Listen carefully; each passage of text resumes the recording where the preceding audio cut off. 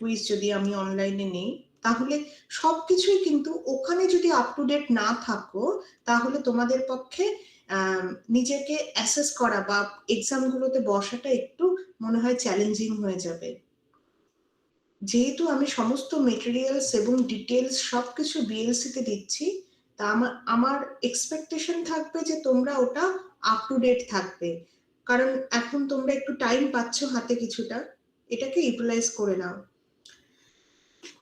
এবার আমি তাহলে শুরু করছি। I am going to share my screen. Let me C.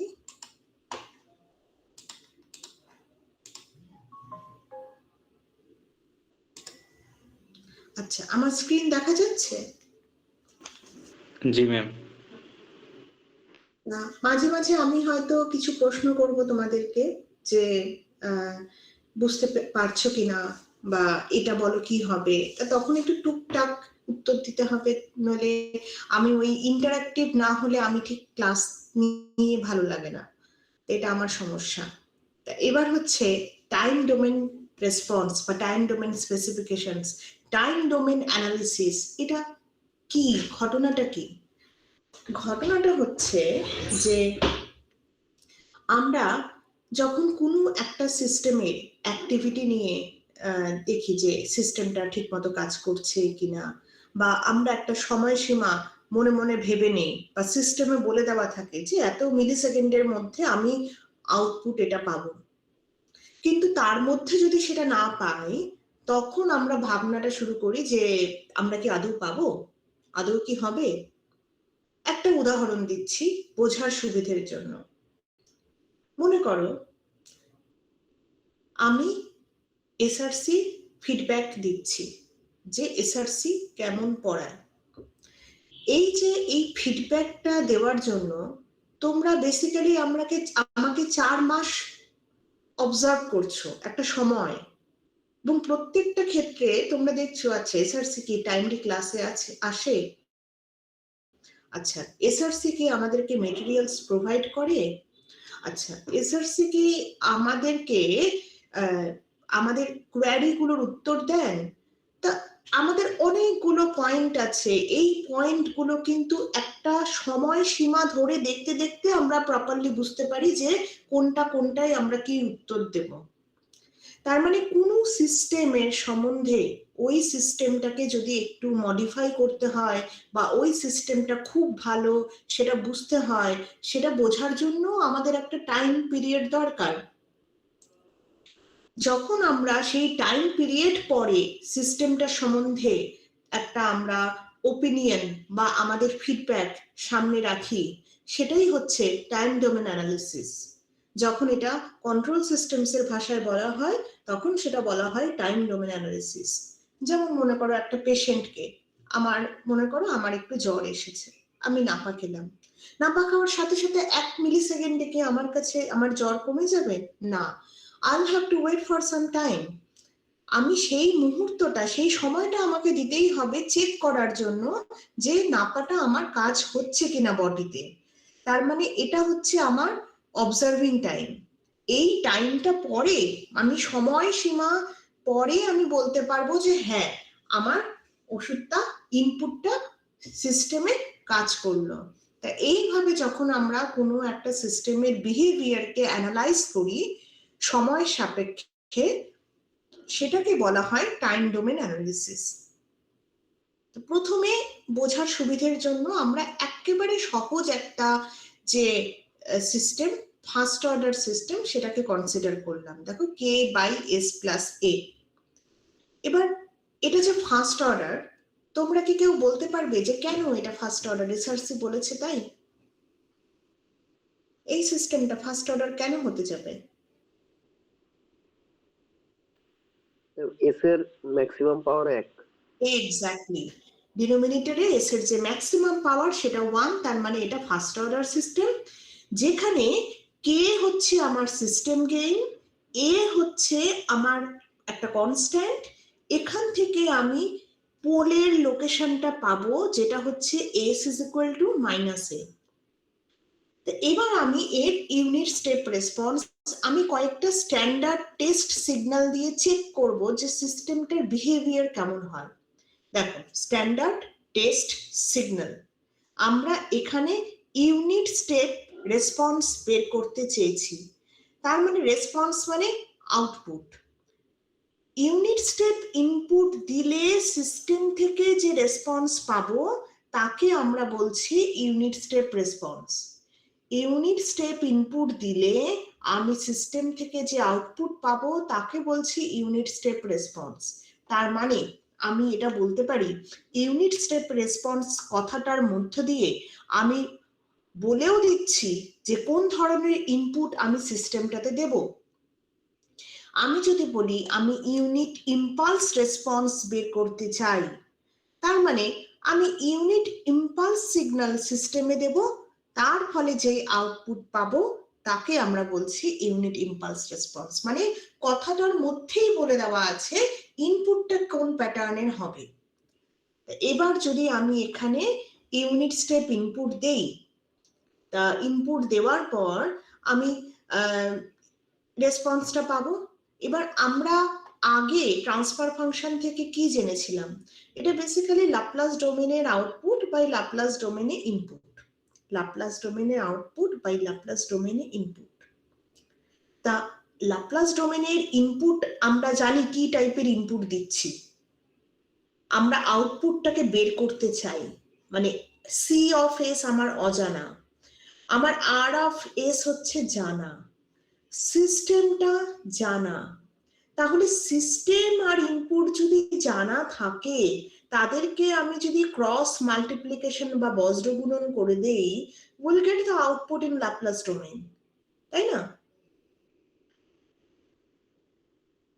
এবার যদি আমি এই মানগুলো বসিয়ে দেই, আমি এটা পাচ্ছি যেটা নাকি আমার ল্যাপ্লাস ডোমেনে আউটপুট। এবার ল্যাপ্লাস ডোমেনের আউটপুট পেলাম, কিন্তু আমাকে তো রেসপন্স বের করতে হবে সময় সাপেক্ষে। তা সময় সাপেক্ষে যখন রেসপন্স বের করতে হবে, তার মানে তখন আমি বলতে পারি যে আমার এটার পার্শিয়াল ফ্র্যাকশন করতে হবে। তা এর যদি পার্শিয়াল ফ্র্যাকশন করি, এর পার্শিয়াল ফ্র্যাকশন আমরা যে কোনো পদ্ধতিতে করা যেতে পারে। আমরা হতে পারি আমরা গুণ করে যেভাবে বের করা যায় সেভাবে করতে পারি, আমরা এই পদ্ধতি ব্যবহার করতে পারি। যে পদ্ধতি আমরা আমাদের সুবিধে সেটা ব্যবহার করতে পারবো, কিন্তু আমার একটাই রিকোয়েস্ট, দ্য পদ্ধতি শুড বি টেকনিক্যালি কারেক্ট। যে কোনো পদ্ধতি তোমরা ব্যবহার করতে পারো, but that should be correct. তো এখানে আমরা যদি এই মানগুলো বসিয়ে দিই, তাহলে তখন আমরা এখানে আউটপুটের ল্যাপ্লাস ডোমেনের রেসপন্সটা পেয়ে যাচ্ছি। তাহলে এখানে আমরা ইনভার্স ল্যাপ্লাস ট্রান্সফর্ম যদি অ্যাপ্লাই করি, যে ইনভার্স ল্যাপ্লাস ট্রান্সফর্মের অ্যাপ্রোচটা তোমরা continuous signals and linear system সাবজেক্টে পড়েছিলে, তা সেখানে 1/s এর ইনভার্স ল্যাপ্লাস ট্রান্সফর্ম হচ্ছে 1, বা উল্টো দিক থেকে যদি ভাবি 1 এর ল্যাপ্লাস ট্রান্সফর্ম হচ্ছে 1/s।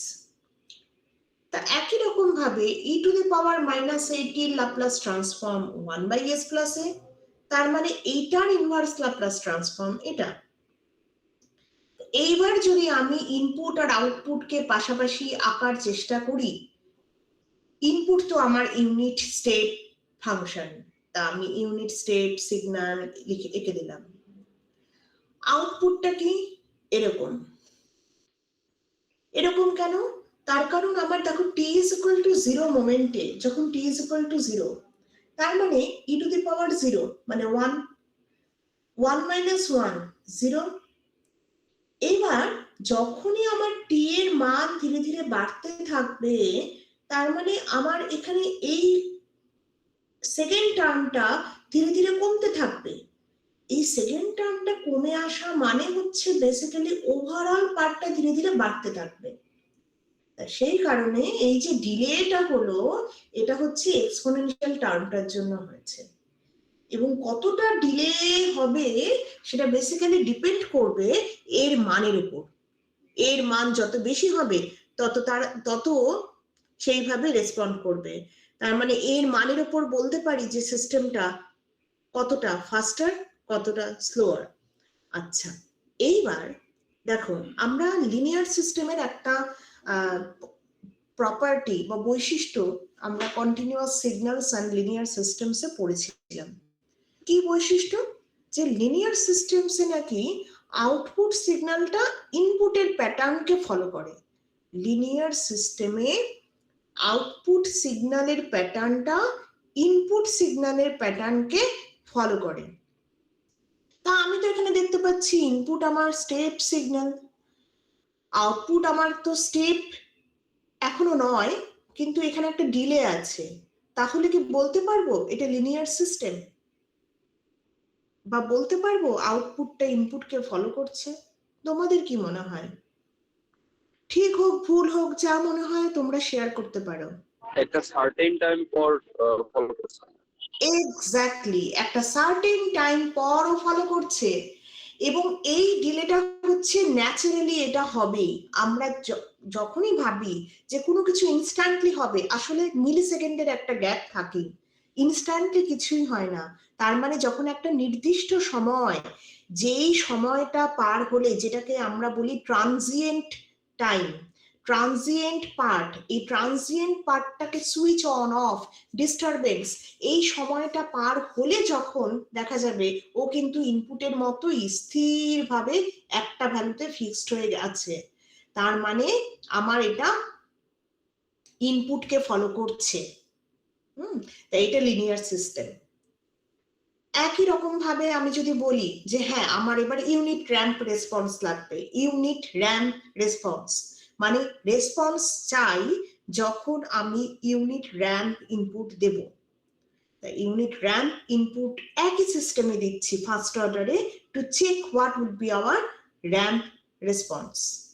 ঠিক আছে, তা র্যাম্প সিগন্যাল ইউনিট, আমার ইউনিট স্টেপে আমার অ্যাম্প্লিটিউড 1 হয়।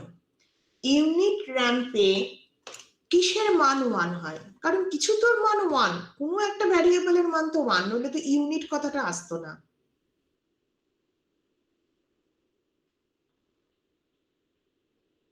এটা হচ্ছে স্লোপ মানে ঢাল, যে আমাদের যে ওয়েভ ফর্মটা, সেই ওয়েভ ফর্মটা যদি আমরা ঢাল পরিমাপ করি, if we measure the slope of the curve, the slope of the curve would be 1। তার মানে আমি যদি স্লোপটা যদি থাকে, তার যদি অ্যাঙ্গেলটা আমরা যদি ভূমির সাথে মাপি, অ্যাঙ্গেলটা হবে 45 ডিগ্রি। এটা হচ্ছে ইউনিট র্যাম্প সিগন্যাল। তার মানে আমার এখানে স্লোপের মান যেহেতু 1, আমি একে টি ইউটি দিয়ে প্রকাশ করতে পারি। ইউটি কেন রাখলাম? কারণ আমরা বোঝাতে যাচ্ছি যে আমরা শুধুমাত্র সময় ডান দিকে, মানে সময়ের 0 থেকে ডান দিকেই আমরা ভ্যালুটাকে রাখছি, আমরা ইনপুটটাকে পাচ্ছি। ইনপুট কখনোই আমার সময় বা সুইচ অন করার আগে নেই। সেটা বোঝানো, মানে ম্যাথমেটিক্যালি বোঝানোর জন্য টি এর সাথে আমরা ইউটিকে গুণ করেছি। তা ল্যাপ্লাস ট্রান্সফর্ম এখানে কি হবে? যেহেতু তোমাদের প্রত্যেকটা ক্ষেত্রে ল্যাপ্লাস ট্রান্সফর্মের দরকার হবে, তা আমি প্রত্যেকটা স্টেপেই তোমাদেরকে এখানে অল্প অল্প করে পাশে নোটে বলে দেব যে কোন ফাংশনের ল্যাপ্লাস ট্রান্সফর্ম কিভাবে বের করা হতো, কারণ নইলে এটা রিকল করতে আমাদের কষ্ট হতে পারে। তা যদি টি থাকে, তার মানে কি টি টু দি পাওয়ার 1, এখানে এন এর মান 1, তার মানে factorial of 1 by s to the power 1 plus 1, তার মানে 1 বাই এ স্কোয়ার। তার মানে Laplace transform of the input has been determined.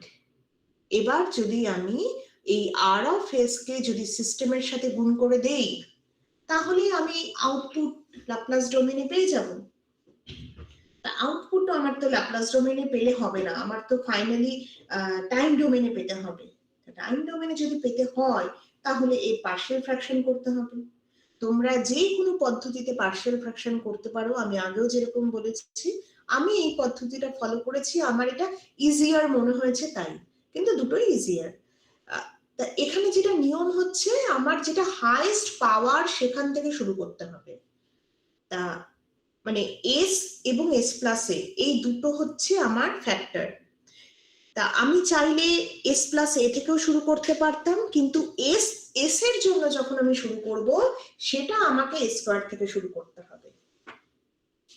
মানে আমি এস প্লাস এ ইন্ডিপেন্ডেন্ট, কিন্তু এস এর মধ্যে আসছে এ square S to the power 1। আবার যদি আমার এখানে এস কিউব থাকে তখন এখানে তিনটে ফ্যাক্টর আসবে, S cube, A square, S to the power 1। যতক্ষণ না এস টু দি পাওয়ার 1 এ এসে থামবে আমাকে ওটা কন্টিনিউ করতে হবে। সেই অংশে আমাকে হাইয়েস্ট থেকে শুরু করতে হবে। তা এভাবে আমি প্রথমে এ স্কোয়ারের পার্টটা, যেহেতু এ স্কোয়ার এবং এস এর মধ্যে এ স্কোয়ার হাইয়েস্ট, তাই এ স্কোয়ার থেকে শুরু করব। তা এ স্কোয়ারের পার্টের জন্য যদি আমার কনস্ট্যান্টটা বের করতে হয় তাহলে এই পার্টটুকুকে বাদ দিয়ে আমার যে অংশটা আছে তাকে লিখে আমি এস ইজ ইকুয়াল টু 0 লিখবো, কারণ এ স্কোয়ার মানে এর পোলের লোকেশন হচ্ছে এস ইজ ইকুয়াল টু 0। তার মানে এর ভ্যালু হচ্ছে কে বাই এ। এবার এ স্কোয়ারের পর আমরা এস বের করব, এ স্কোয়ারের পর আমরা এস বের করব।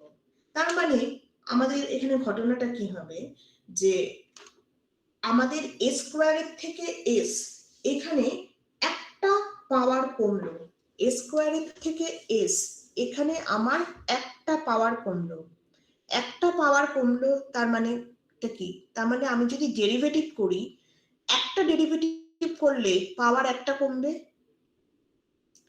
একটা ডেরিভেটিভ করলে পাওয়ার এক ঘর কমবে। তার মানে আমি যদি এক্স স্কোয়ার থাকতো তার একবার ডেরিভেটিভ করলে টুয়াইস এক্স, মানে এক্স এর পাওয়ার 1 হয়ে গেল। সেইভাবে এইভাবে আমরা মাথায় রাখতে পারি। তার মানে আমার যখন একটা পাওয়ার কমাতে হবে তখন আমি এর অংশ মানে প্রথম এ স্কোয়ারের যে অংশ তার একটা ডেরিভেটিভ করব। এ স্কোয়ারের যে ভ্যারিয়েবলটা তার একটা ডেরিভেটিভ করলে উইথ রেসপেক্ট টু এস যে এক্সপ্রেশন পাবো সেখানে আমি এস এর মান 0 বসাবো, তাহলে আমি বি এর কোএফিসিয়েন্টের মানটা পেয়ে গেলাম। এস প্লাস এ যেহেতু একটা আলাদা ইন্ডিপেন্ডেন্ট ফ্যাক্টর, তাই এস প্লাস এ বের করার সময়, এর কোএফিসিয়েন্ট বের করার সময় এটা বাদ দিয়ে বাকি যেটা আছে কে বাই এ স্কোয়ার সেটাকে বসাবো, এবং এর যে রুট মানে S plus A is equal to 0 করলে আমি পোলের লোকেশন পাবো S is equal to minus A. তা সেটা এখানে বসিয়ে দিলে আমি এখানে সি এর মান পেয়ে যাচ্ছি। তাহলে এ বি সি এই মানগুলো আমি এখানে বসিয়ে দিলাম এবং তারপরে ইনভার্স ল্যাপ্লাস ট্রান্সফর্ম করলে এটা পাচ্ছি।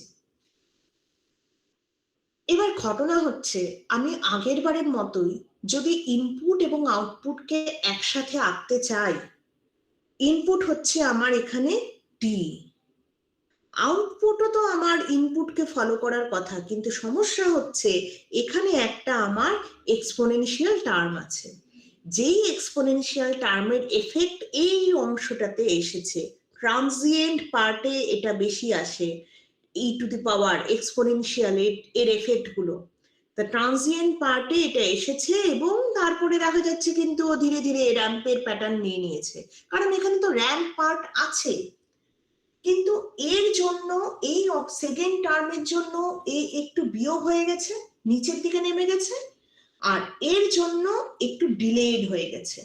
সব কটাকে মেলালে, এবং তোমরা যেহেতু ডিজিটাল সিগন্যাল প্রসেসিং ল্যাবে ম্যাটল্যাবে কি করে কোনো সিগন্যালকে আঁকা হয় শিখেছিলে, সেটার সাহায্যে তোমরা ম্যাটল্যাবে, আমি জানি তোমাদের ক্লাসে বেশ কিছু কৌতূহলী আগ্রহী স্টুডেন্ট আছো, তারা তোমরা ম্যাটল্যাব অনলাইনে গিয়ে একটা নির্দিষ্ট সময়সীমার জন্য কে বা এর র্যান্ডম কোনো ভ্যালুর জন্য এভাবে এঁকে দেখবে যে কার্ভটা তুমি এরকম করে পাচ্ছ, আরো সুন্দর করে দেখতে পাবে কার্ভটা। হ্যাঁ, তা এখানে আমি রাফে এঁকেছি, কিন্তু ওভাবে দেখলে আমরা এইভাবে যে কোনো সিস্টেমের তার রেসপন্সটা ডাইরেক্টলি পেতে পারবো, বা আমরা ছবি এঁকেও দেখতে পাবো যে হাউ দে লুকস লাইক। এবার আমরা আসছি, আচ্ছা বলো তো এতদূর অব্দি কি কারোর কোনো প্রশ্ন আছে? No ma'am. আচ্ছা, থ্যাংক ইউ। এবার আবারও আমি মাঝখানে একটু বলে নিচ্ছি, মাঝে আরো কয়েকজন জয়েন করেছে দেখতে পাচ্ছি। বিএলসি তে আমি জানি যে তোমরা বাড়িতে গেছো, বাড়িতে গেলে অনেকেরই পড়াশোনা করতে ইচ্ছে করে না, কিন্তু যেহেতু তোমাদের সামনে মিড আছে এবং আমার হাত দিয়ে খারাপ নাম্বার বের হলে যেমন তোমরা খারাপ লাগে তোমাদের খারাপ নাম্বার এসেছে, আমারও খারাপ লাগে। তো প্লিজ আমাদের দুপক্ষেরই খারাপ লাগাটা যাতে না হয়, তোমরা একটুখানি বিএলসি তে আপ টু ডেট থাকো। তোমাদের যেখানে ডাউটস হবে তোমরা ওখানে কোশ্চেন রেজ করো, আমি উত্তর দেব প্রত্যেকের প্রশ্নের। এবং একটা ফোরামের মধ্যে ডিসকাশন হলে কি হয়, ওই প্রশ্ন আরো বাকি বন্ধু বান্ধব সবার থাকে, যাদের থাকবে তারা উত্তরটা পেয়ে যাবে।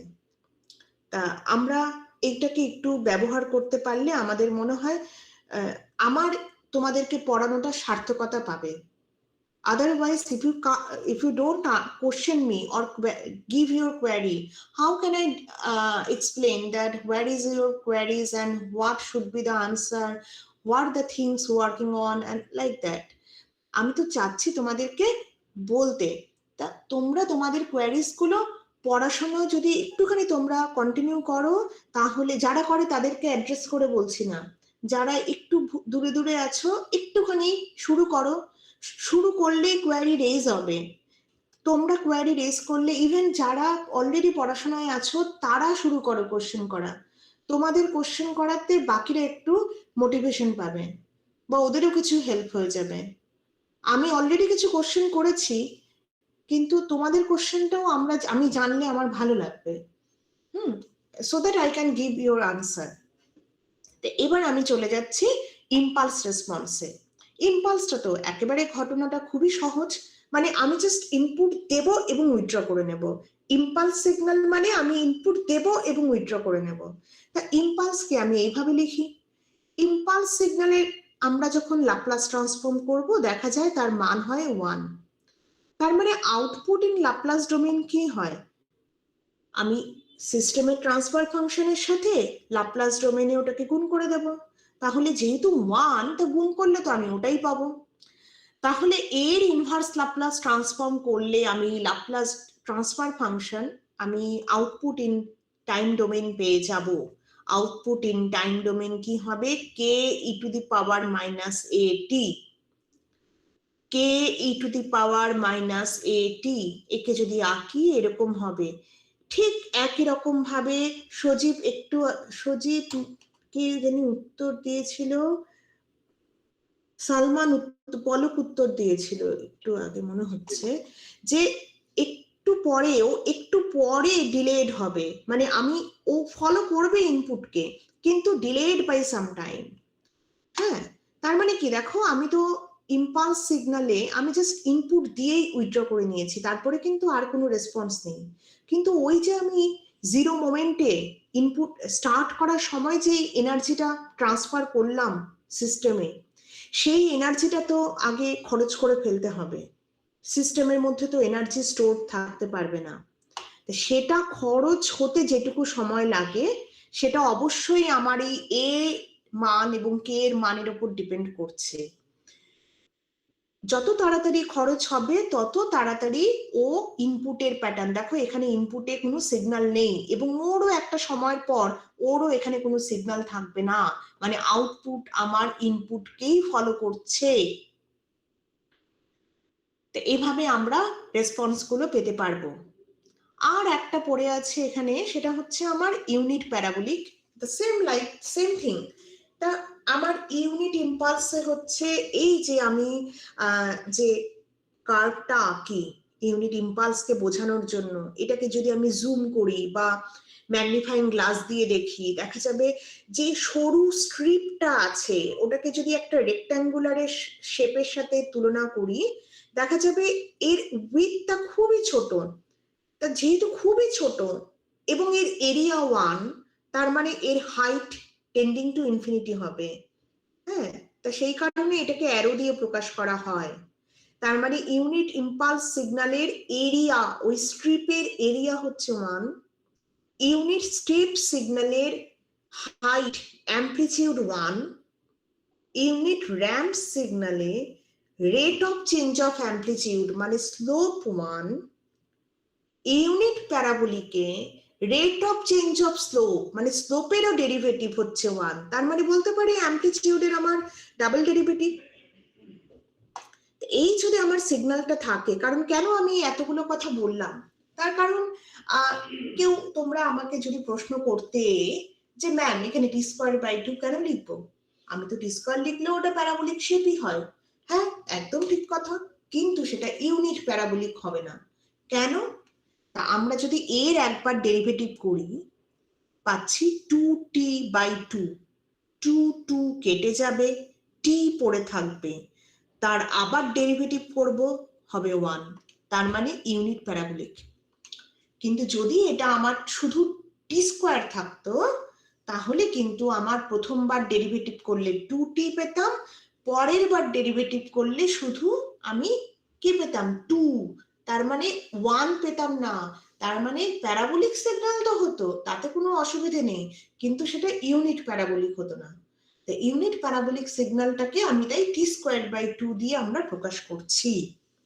এবার যখন এর ল্যাপ্লাস ট্রান্সফর্ম বের করব তখন যেহেতু হাফ বা 1/2টা আমার কনস্ট্যান্ট, ওকে আমি বাইরে বের করে রাখবো, এবং টি স্কোয়ারের আমরা ল্যাপ্লাস ট্রান্সফর্ম করলে ওই আগের টেকনিকে এখানে আমরা s⁻² + 1 আর ফ্যাক্টোরিয়াল 2 করলে 2/s³ এই 2 কাটাকাটি যাবে, ফাইনালি ল্যাপ্লাস ট্রান্সফর্ম পাচ্ছি 1/s³, তাই না? তো এবার আমি যদি এটা গুণ করে দেই আউট ট্রান্সফার সিস্টেমের ট্রান্সফার ফাংশনের সাথে, তাহলে আমি ল্যাপ্লাস ডোমেনের আউটপুটটা পেয়ে যাব। এটা যদি পেয়ে যাই তাহলে এর পার্শিয়াল ফ্র্যাকশন করলে আমরা এর টাইম ডোমেনের রেসপন্সটা পাবো। তা পার্শিয়াল ফ্র্যাকশন করা আগের ক্ষেত্রে কি বললাম, আমি s+a আলাদা একটা ফ্যাক্টর, আমি এটা চাইলে সবার আগেও বের করতে পারি, এর সাথে বাকিদের কোনো সম্পর্ক নেই। কিন্তু যেহেতু আমার s³ আছে, তার মানে সবার আগে আমাকে s³ বের করতে হবে, তারপরে s², তারপরে s⁻1 এ এসে আমাকে থামতে হবে। দেখো s³ এরটা যখন বের করলাম তার ফার্স্ট ডেরিভেটিভ করলে s² এরটা বের হলো, আবার তার যেটা এক্সপ্রেশন বের হলো তাকে ফার্স্ট ডেরিভেটিভ করলে, মানে প্রথমটার ডাবল ডেরিভেটিভ বেসিক্যালি করলে আমি সি এর এক্সপ্রেশন পেলাম। এইভাবে আমি মানগুলো, তবে আমি আবারও বলছি এইভাবেই যে তোমাদের করতে হবে নট নেসেসারি, তোমরা আরেকটা যে পদ্ধতি আমাদের অ্যাভেলেবেল আছে সেটাও করতে পারো, দুটোতেই একই উত্তর আমরা পাবো যদি আমরা সঠিকভাবে সেটাকে করতে পারি। এইভাবে আমি ইনভার্স ল্যাপ্লাস ট্রান্সফর্ম করলে এখান থেকে এটা পাচ্ছি, দেখো এখানে আমাদের টি স্কোয়ার টার্ম আছে এবং এখানে আমাদের একটা ডিলেড টার্মও আছে, তার মানে এখানেও আমার আউটপুটটা ইনপুটকে ফলো করবে, কিন্তু after a some delay, after a some time, একটা ডিলে দেওয়ার পর। ঠিক আছে, এইভাবে আমরা ইউনিট প্যারাবোলিক রেসপন্স বের করলাম, unit impulse, unit step, unit ramp. এতদূর অব্দি কারণ কোনো কোয়ারিজ আছে? No. আচ্ছা, এবার আমরা আসছি এখানে টাইম ডোমেন স্পেসিফিকেশনস। ওই যে এসআরসি পড়াতে পারি কিনা, এসআরসি তোমাদের প্রশ্নের উত্তর দেয় কিনা। এবার সমস্যা হচ্ছে এসআরসি কে তোমরা একটু প্রশ্ন করে বিরক্ত না করলে সে তো বেঁচে যাচ্ছে, তার তো প্রশ্নের উত্তর দিতে গেলে সে বেঁচে যাচ্ছে, তাকে উত্তর দিতে হচ্ছে না। প্রশ্ন করো, টেক দিস অ্যাডভান্টেজ, তোমরা প্রশ্ন করলেই তো ভালো হবে, আমি তাহলে তোমাদেরকে আরো ভালো করে বলতে পারবো ঘটনাগুলো। তা এই যে পয়েন্টগুলো, তার মানে তোমরা পড়া বুঝতে পারছো কিনা, আমি তোমাদেরকে রিপিট করছি কিনা, আমি তোমাদের প্রশ্নগুলো শুনছি কিনা, তার মানে এই ভ্যারিয়েবলস গুলোর ওপর নির্ভর করে এসআরসি ঠিকমতো পড়াচ্ছে কিনা যাচাই হচ্ছে। তার মানে whether the system is working properly, that depends on some factor, সেই ফ্যাক্টর গুলোকে আমরা বলি টাইম ডোমেন স্পেসিফিকেশনস, যার উপর নির্ভর করে আমরা বলবো যে হ্যাঁ সিস্টেমটা ফাস্টার, সিস্টেমটা একটু স্লাগিশ, একটু সময় বেশি লাগে রেসপন্স পেতে গেলে, বা সিস্টেমটা স্টেডি অবস্থায় আসতে একটু সময় লাগছে, তার মানে সেটলিং টাইম। তার মানে এই চারটে হচ্ছে সেই গুরুত্বপূর্ণ ফ্যাক্টর যার উপর নির্ভর করে আমরা বলতে পারবো সিস্টেমটার পারফরমেন্স কেমন। এবার যথারীতি যেহেতু আমরা ফার্স্ট অর্ডার সিস্টেম নিয়ে কাজ করছি, তাই আমরা এখানে একটা ওই ফার্স্ট অর্ডার সিস্টেমটাই কনসিডার করেছি, এখানে সিস্টেম অন্য কিছুও হতে পারতো, আমি এখানে এর মান বদলে দিলেই একটা সিস্টেম আলাদা হয়ে যেত, কে এর মান বদলে দিলেই আমার সিস্টেম আলাদা হয়ে যেত।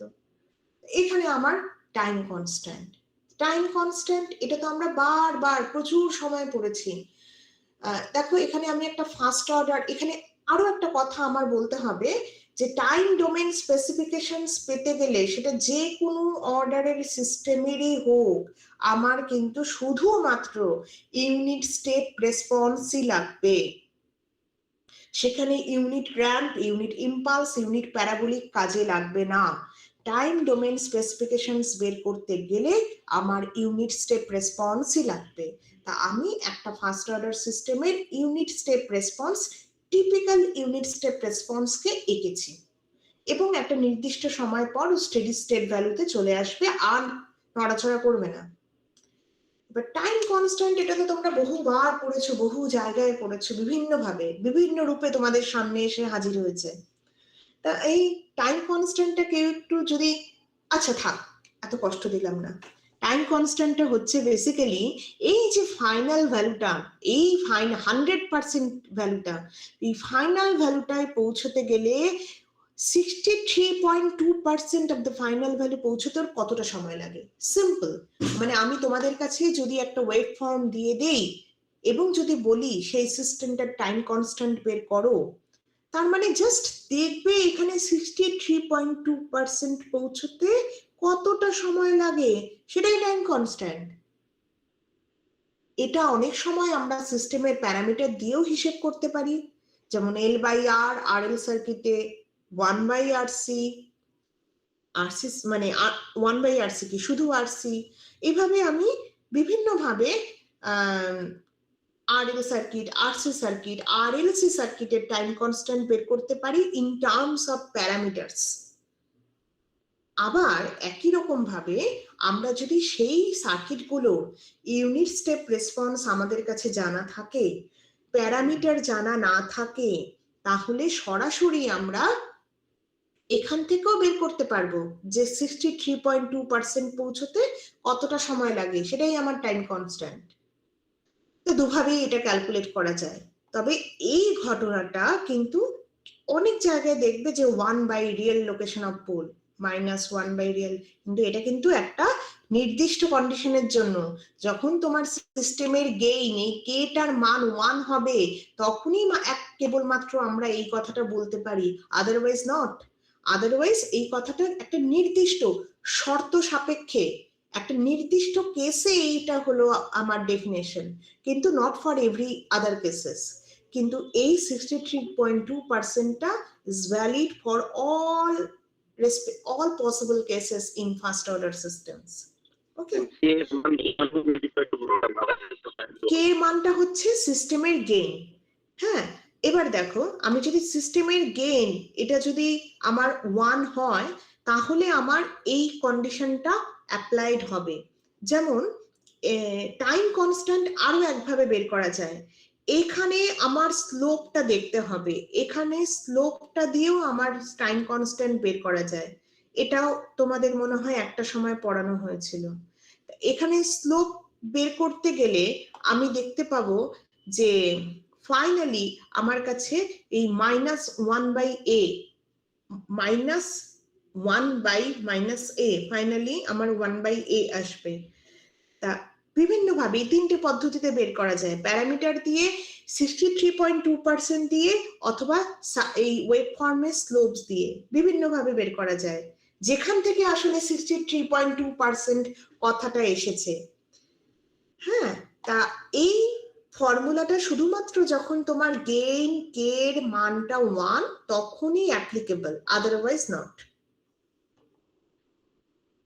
ভালো, এরকম কোশ্চেন করবে, কোশ্চেন না করলে আমি তো তোমাদের ভেতরে যে প্রশ্নটা হচ্ছে সেটা বুঝতে পারছি না।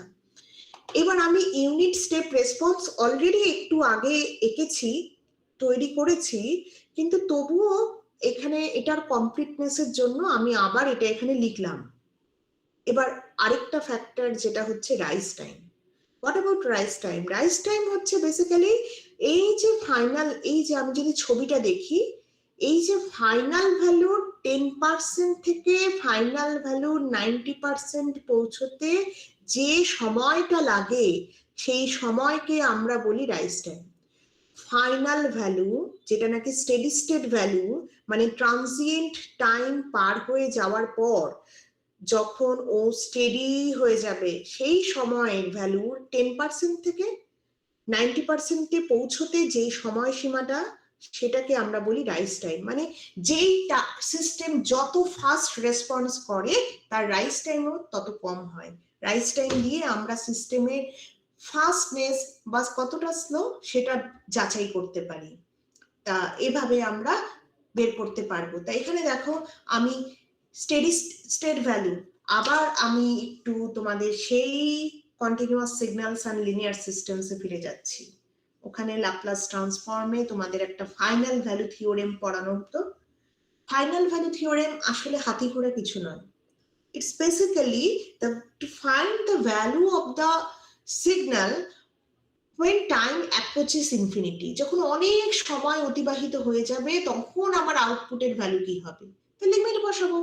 তো আমি যদি লিমিট বসাই t টেন্ডিং টু ইনফিনিটি, তখন আমি যে ভ্যালু পাবো তো t টেন্ডিং টু ইনফিনিটিতে এই ভ্যালুটা তো টেন্ডিং টু জিরো হয়ে যাবে, তার মানে শুধু k বাই a পড়ে থাকবে। এটা আমি লাপ্লাস ডোমেনেও করতে পারি, যেটাকে আমরা বলা হয় limit s tending to zero. যেহেতু টাইম ইনফিনিটি তাহলে ফ্রিকোয়েন্সি তো টেন্ডিং টু জিরো হবে, এবং এস সি অফ এস এইভাবেও আমরা বের করতে পারি। আর এটা টাইম ডোমেনে লিমিট বসিয়ে বের করেছি। তার মানে এটা হচ্ছে স্টেডি স্টেট ভ্যালু, মানে 100% যে আমার ভ্যালুটা ফাইনাল ভ্যালু সেটা হচ্ছে কে বাই এ। তার 10% থেকে তার 90%-এ পৌঁছতে যেই সময়টা লাগে তার মানে t2 মাইনাস t1। তা আমরা তো এক্সপ্রেশনটা জানি তাই না, এটা হচ্ছে আমাদের এক্সপ্রেশন। তাহলে ফাইনাল ভ্যালুর 10% মানে 0.1 অফ কে বাই এ। দেখি 0.1 অফ কে বাই এ দিলে আমি t1 কে পাচ্ছি, সেটা কোন মোমেন্টে হচ্ছে, যখন টাইম হচ্ছে t1। তাহলে এখান থেকে আমরা ন্যাচারাল লগারিদম ইউজ করলাম যাতে এই মাইনাস এ t1টা সামনে চলে আসে। পাওয়ারে থাকলে তো আমি ভ্যালু ক্যালকুলেট করতে পারবো না, সে কারণে। তা এইভাবে আমরা t1 এর মান বের করলাম, একইভাবে আমরা t2 এর মান বের করলাম। তারপর দুটোকে বিয়োগ করে দিলে আমরা রাইজ টাইম পেয়ে যাব। তার মানে যদি আমরা সিস্টেমের পোলের লোকেশন জানি, ফার্স্ট অর্ডার সিস্টেমের পোলের লোকেশন জানলেই আমরা রাইজ টাইম পেয়ে যাচ্ছি। এবং রাইজ টাইম কোনোভাবে আমার সিস্টেমের গেইনের উপর ডিপেন্ডেন্ট নয়, সেটাও প্রমাণ পাচ্ছি। সিস্টেমের গেইন বাড়ুক কি কমুক, that will not affect the rise time of the system. মানে সিস্টেমটা কতটা স্লাগিশ হবে বা কতটা ফাস্টার হবে, that will not be affected by the system gain. এই ঘুমিয়ে পড়েছে সজীব দেবনাথ, দেখো সবাই দেখো ঘুমোচ্ছে। বাবা ভিডিও অফ করো, ওই যে চোখ খুলেছে। তোমরা এতক্ষণ ধরে ঘুমো কেন বাবা? 11টা 24 বাজে এখন। হ্যাঁ, একেবারে নামাজ কালাম কিচ্ছু করেনি, ঘুমিয়ে যাচ্ছে, আর ঘুমোতে ঘুমোতে ভিডিও অন করে দিয়েছে। হ্যাঁ, তোমাদের এটা ফার্স্ট ক্লাস ছিল না কি ছিল এটা? হ্যাঁ জি ম্যাডাম, ফার্স্ট ক্লাস এটা। ফার্স্ট ক্লাস ছিল, তার মানে তোমরা এতক্ষণ ধরে ঘুমাবে? পেটে পিত্তে পড়ে যাবে তো, খাওয়া দাওয়া না করে খালি ঘুমাচ্ছে। আর আমি এখানে ভাবছি আহারে বেচারাগুলোর কত কাজের চাপ। দাঁড়াও তোমাদের আরো ভালো করে বিএলসিতে দিচ্ছি। মানে কি আরাম, সে কম্বল মুড়ি দিয়ে ঘুমোচ্ছে। আচ্ছা, অনেকের এখানে ভিডিও অন হয়নি তাই, কিন্তু অনেকেরই হয়তো এরকম অবস্থাতেই আছো। শোনো, যদি ডিলে টাইম, আমি আবারও বলছি, ঘুম থেকে যখনই ওঠো বিএলসিটা প্লিজ একটু দেখে রাখো। আপ টু ডেট না থাকলে পরে কান্নাকাটি করে কিন্তু লাভ নেই। আচ্ছা, ডিলে টাইম কি? ডিলে টাইমও বেসিক্যালি আমার সিস্টেমটা কতটা ফাস্ট কাজ করে সেটাকে বোঝায়। সব সময় তো আমরা সব ফ্যাক্টর পাবো না, যখন যেটা পাবো সেটা আমাদের বোঝাতে সাহায্য করবে। তা 50% অফ দ্য ফাইনাল ভ্যালু, তার মানে কে বাই এর 50% পৌঁছতে কতটা সময় লাগে সেটাকে আমি ডিলে টাইম বলছি। তার মানে ফাইনাল ভ্যালু 50% পৌঁছতে সময় লাগে ডিলে টাইম, টিডি। এইভাবে আমি ডিলে টাইম পেয়ে যাচ্ছি। তার মানে দেখো, আমি যদি ডিলে টাইম জানি তাহলে কিন্তু আমি সিস্টেমের যে পোলের লোকেশন সেটাও বের করতে পারবো। তার মানে ভাইসি ভার্সা, সিস্টেমের পোল জানলে ডিলে টাইম বের করতে পারবো, আবার ডিলে টাইম জানলে পোলের লোকেশন, এবং পোলের লোকেশন জানলে সিস্টেমের ট্রান্সফার ফাংশন সব বের করা যাবে। তার মানে এগুলো শুধু আমরা মুখস্থ কেন, আমরা জাস্ট অঙ্কগুলো এতই সোজা, আমরা করে দেখলেই হবে, আর মুখস্থ করলে ভুলে গেলে মুশকিল। আচ্ছা, এবার সেটলিং টাইম। সেটলিং টাইমটা হচ্ছে, যেমন মনে করো 100% পৌঁছতে কতক্ষণ সময় লাগে, একদম এরকম রিজিড না হয়ে আমরা যদি বলি যে ঠিক আছে +-2% পৌঁছতেই যতটা সময় লাগবে সেটাকে আমরা ভাবতে পারি। তা আমি একদম এই ছবিটা প্রথম দিকে আছে তাই আমি একটু ওপর দিকে যাচ্ছি। দেখো, এইটা যদি ফাইনাল ভ্যালু হয় তাহলে এর +-2% পৌঁছতে কতটা সময় লাগবে। তার মানে 100% এর -2% মানে 98%, 100% এর +2% মানে 102%। তার মানে এর মধ্যে পৌঁছতে, তার মানে আরো একটা ফ্যাক্টর এখানে ইম্পর্টেন্ট বলাটা, একবার এই ব্যান্ডের মধ্যে পৌঁছে গেলে যদি আবারও বেরিয়ে যায় তাহলে কিন্তু এই ব্যান্ডের যে ঢুকেছে, যেটাকে আমি সেটলিং টাইম বলেছিলাম, ওটা কিন্তু ইনভ্যালিড হয়ে যাবে, কারণ ও তো আবার বেরিয়ে গেছে। তার মানে এটার সঠিক উত্তর হচ্ছে যখন ও ব্যান্ডের মধ্যে আসবে কিন্তু ব্যান্ড থেকে আর বেরোবে না, সেটেল ডাউন করে যাবে, তখন ও ও যেই মুহূর্তে ঢুকেছে সেই সময়টাকে বলা হবে সেটলিং টাইম। তার মানে আমি 98% রিচ করতে যে সময় লাগছে সেটাকে আমরা সেটলিং টাইম কি করে বের করছি, তার মানে 0.98 of the final value is equal two এটা, টাইমটা কোন টাইম, সেটলিং টাইম টিএস। তা একই পদ্ধতি এখানে আমরা সেটলিং টাইম পেয়ে গেলাম। তার মানে আমরা কি কি বের করলাম, সেটলিং টাইম বের করলাম, ডিলে টাইম বের করলাম, রাইজ টাইম বের করলাম এবং টাইম কনস্ট্যান্ট বের করলাম। এতগুলো পরপর আমরা বের করলাম, এগুলো সব আমার সিস্টেমটা কতটা পারফেক্ট, কতটা পারফরমেন্স ভালো সেগুলোর ওপর কমেন্ট করার জন্য এই ফ্যাক্টর গুলো আমাদেরকে হেল্প করছে। এই মেটেরিয়ালটা তোমরা লেকচার নাম্বার 10-এ বিএলসি তে পেয়ে যাবে, লেকচার নাম্বার 10-এ তোমরা বিএলসি তে পাবে। লেকচার নাম্বার 10-এর যে in class material, post class material এবং তোমাদের ওখানে কিছু ডিসকাশনস ফোরামসও আছে। প্লিজ তোমরা কম্বলের তলায় না থেকে একটুখানি এগুলো একটু করো, আমি তোমাদের ভালোর জন্যই চেষ্টা করছি। তা তোমরা যদি আমাকে কোঅপারেট না করো আমি কি করে একা একা পারবো। তোমরা কোঅপারেট করো, তোমাদের ক্লাসে এরকম অনেকে আছে যারা খুবই কৌতূহলী, আগ্রহী, প্লিজ তারাও তোমরা এগিয়ে এসো, তাহলে বাকিরাও একটু এগোবে, নট লাইক সোজে। আচ্ছা, এবার তোমাদেরকে আমি একটু আমি লিংকটা, আমি এটা শেয়ারিংটা স্টপ করছি, যদি কারো কোনো প্রশ্ন থাকে আমাকে জিজ্ঞাসা করতে পারো। ম্যাম, তাহলে ওই 102% এর ওটা কি হলো, কি হয়েছে 100%? ইনভ্যালিডি 102% অর্থাৎ +2% যেটা বললেন, হ্যাঁ হ্যাঁ ওটা কি ইনভ্যালিডি থাকলো তাহলে?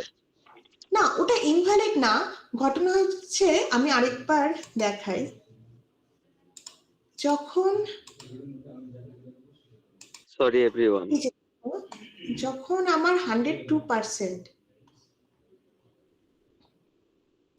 কি হবে যখন একটা সিগন্যাল পাস করছে ওকে তো সবার আগে এখান দিয়ে ঢুকলো, তাই না, এখান দিয়ে আসলো 98%, এবার মনে করো এখান দিয়ে বেরিয়ে গেল, বেরিয়ে গিয়ে আবার ও ব্যান্ডে এসেছে আর বের হয়নি।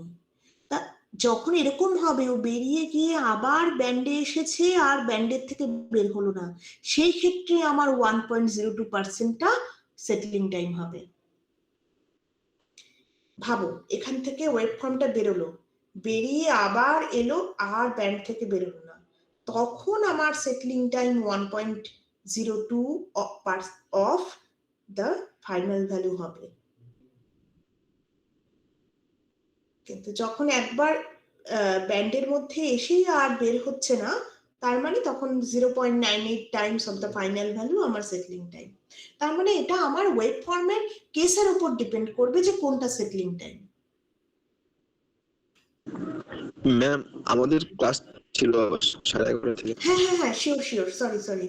আচ্ছা, আমি এখানে তোমাদেরকে লিংকটা শেয়ার করে দিচ্ছি, অ্যাটেন্ডেন্সের লিংকটা তোমরা এখানে একটু জমা দিয়ে দাও। 1 মিনিট।